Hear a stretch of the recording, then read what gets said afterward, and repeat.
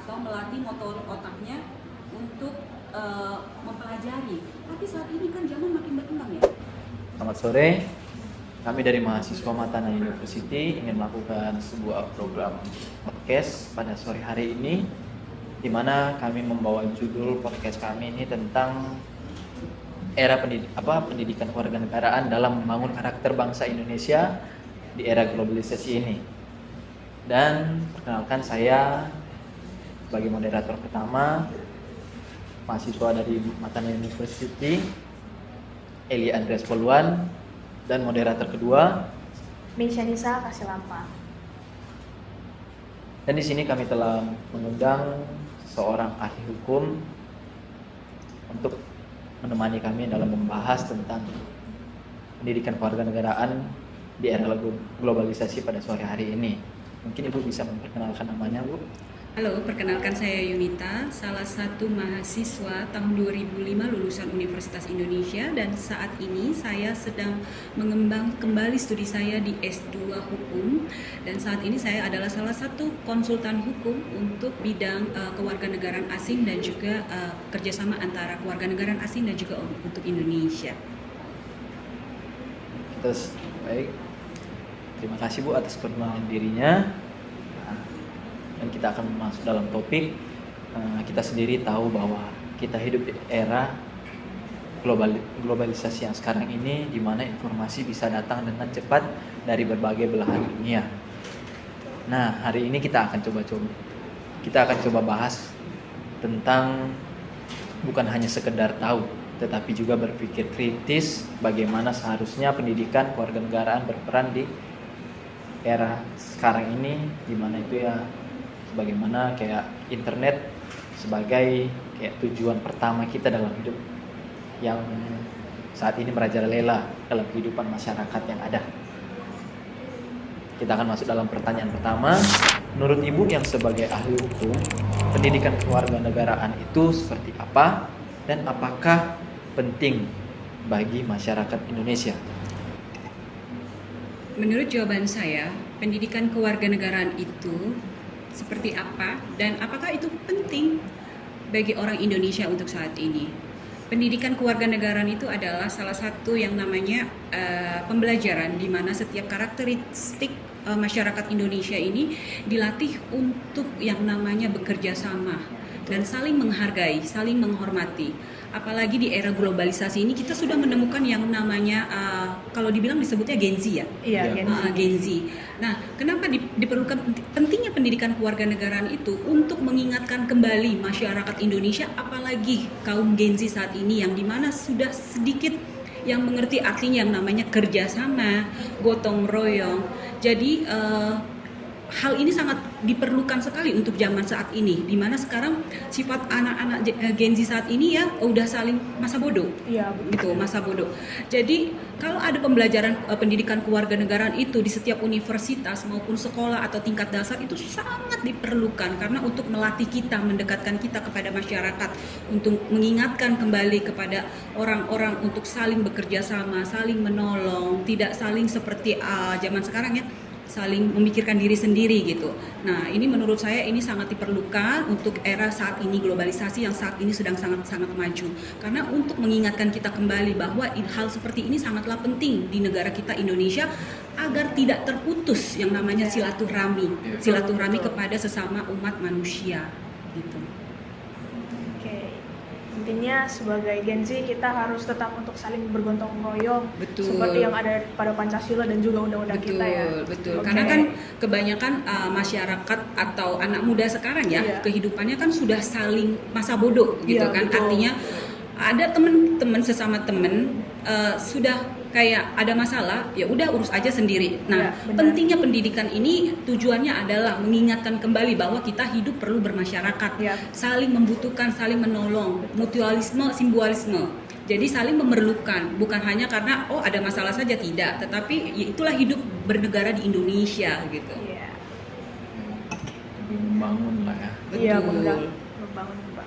Karena ini nggak boleh ditinggalkan ya, karena ini adalah salah satu karakter bangsa Indonesia. Memang Iya. dari dulunya juga memang kita punya simbol ya, bekerja sama, saling gotong royong, dan ini hampir punah Nah, dengan adanya yang namanya pendidikan kewarganegaraan itu untuk mengingatkan kembali gitu, supaya ini tidak terhapus. Gitu. Iya, karena di era ini semakin maju, Betul. karena teknologi yang semakin berkembang. Makin berkembang. Ya.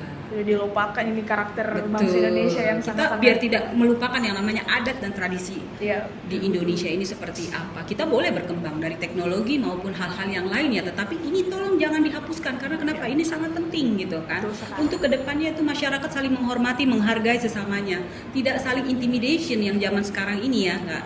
Nah, itu. Kita tak bisa itu. Betul. Baiklah, kita masuk pada pertanyaan kedua.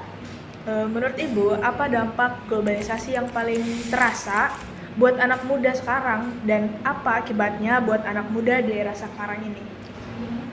Dampaknya ya, dampak globalisasi yang paling terasa buat anak muda sekarang, yaitu adalah perkembangan AI ya. Iya, betul. AI betul banget. ini globalisasi yang dimana saya melihat ya, orang terdahulu jika mau belajar dia mengingat Iya. atau melatih motorik otaknya untuk mempelajari. Tapi saat ini kan zaman makin berkembang ya, baik internet, baik mengerjakan sesuatu, sehingga itu memudahkan. Sebenarnya sih bagus ya, memudahkan elektronik, kita Iya. lebih canggih. Tapi ini membuat anak-anak Gen Z sekarang ini jauh, bukannya lebih berkembang untuk lebih, oh iya ini lebih profesional, bukan, tetapi melatih untuk malas gitu loh Iya. kan, tidak mau berpikir gitu. Dan ini sebenarnya gini, kalau dia bisa mengcombine antara perkembangan atau globalisasi sekarang itu, kalau bisa mengikutinya dengan yang positif itu bagus sebenarnya. Tapi Iya.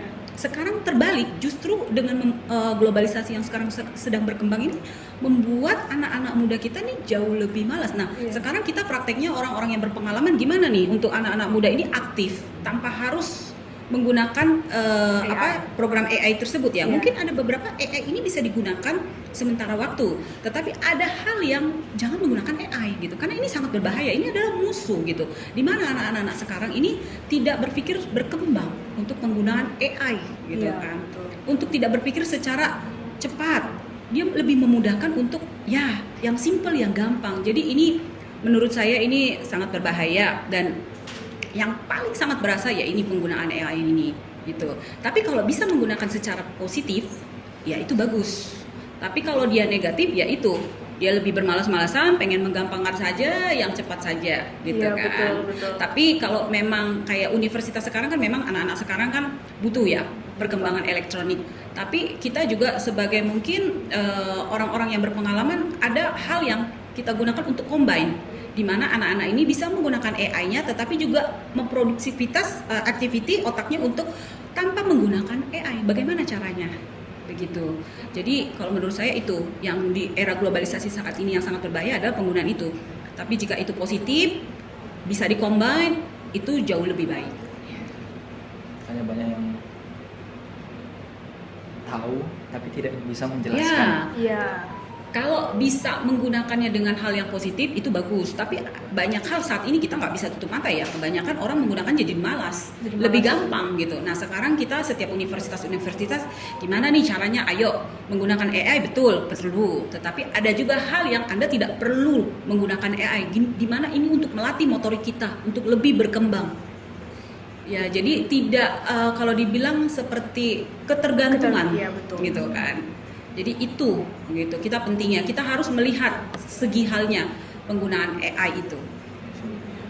Jadi intinya adalah sekarang anak muda itu pada dampaknya sangat-sangat terasa, yaitu ketergantungan dengan teknologi yang sekarang, yaitu AI. Yes. Kita bisa melakukan, tetapi profesionalnya kurang. Kurang, Yes. iya betul sekali. Pertanyaan yang sepele pasti dipakai buat AI, jawabnya dari AI. Yes. Tapi kalau bisa dikombine itu jauh lebih baik gitu. Iya. Bagaimana kita tidak ketergantungan atas produk AI tersebut. Betul sekali. Baiklah, kita masuk dalam pertanyaan terakhir kita. Menurut Ibu, bagaimana peranan penting pendidikan kewarganegaraan bagi seorang mahasiswa dalam membangun kehidupan berbangsa dan bernegara? Bagaimana peranan pentingnya ya pendidikan kewarganegaraan bagi seorang mahasiswa itu sangat penting Iya.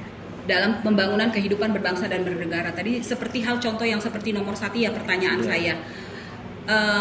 itu tidak lebih yang namanya bagi seorang mahasiswa ini tidak bisa dihapuskan, ya enggak? Peranan penting pendidikan kewarganegaraan. Kenapa kita tidak boleh lupa simbol daripada bangsa Indonesia, yaitu gotong royong, musyawarah mufakat, saling menolong. Nah, ini kita mengingatkan generasi baru untuk lebih mengandalkan rekan-rekan sekitar, di mana memang sekarang udah lebih maju, lebih oke.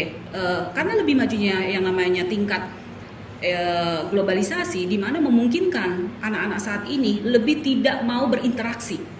Dan kalaupun dia punya masalah, dia lebih memilih udahlah saya lupakan saja, atau menyendiri, atau misalkan menyelesaikan tanpa bantuan teman atau sekitarnya. Tetapi fungsinya pendidikan kewarganegaraan ini di mana kita dilatih untuk saling bergotong royong. Artinya bergotong royong kan bukan disuruh bekerja bakti ya di sekolah, enggak, tetapi artinya bermusyawarah mufakat, bekerja sama dalam menyelesaikan pendidikan, untuk misalkan saling membantu dalam mengerjakan tugas, saling menghormati, adanya pendapat di ruang kuliah gitu kan, atau saling berinteraksi tapi dengan yang positif gitu kan. Jadi ini sangat diperlukan sekali bagi seorang mahasiswa dalam membangun kehidupan berbangsa dan bernegara, di mana ini menumbuhkan karakter kita yang jauh lebih positif dan saling menghargai, baik secara ke teman, kepada dosen, dan juga kepada orang tua yang ada di rumah. Dan ini melatih kita untuk lebih bersifat dibilang ya taat agama juga ya gitu kan. Ini kan saling terkait dan saling berhubungan gitu loh. Seperti itu pendapat dari saya. Lebih membangun karakter kita Betul. yang lebih baik. Karena memang anak muda sekarang ini paling Banyak banyak lupanya loh. iya, karakternya itu ya kalau dibilang sudah jauh dari apa yang Iya. Terlalu dingin.